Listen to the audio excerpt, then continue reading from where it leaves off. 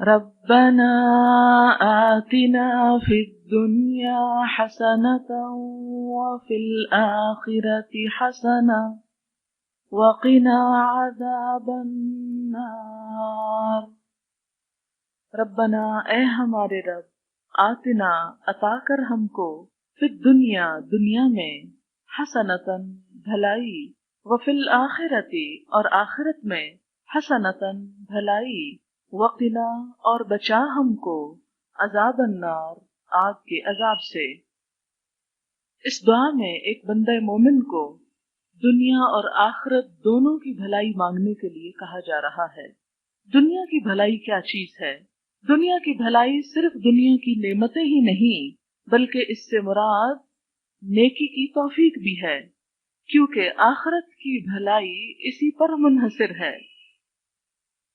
اور پھر ایک بندہ مومن کی نگاہ صرف دنیا میں اٹک کر نہیں رہ جاتی، اسے اپنی منزل بہت بلند نظر آتی ہے، اسی لیے وہ پکار اٹھتا ہے، ربنا آتنا فی الدنیا حسنة وفی الآخرة حسنة وقنا عذاب النار۔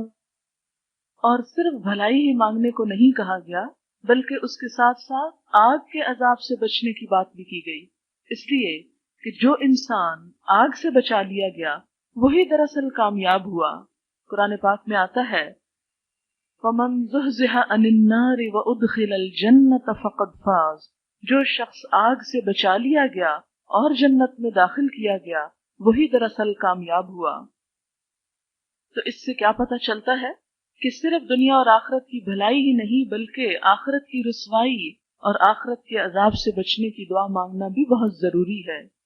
اب اس احساس اور شعور کے ساتھ یہ دعا پڑھیں، ربنا آتنا فی الدنیا حسنة وفی الآخرة حسنة وقنا عذاب النار۔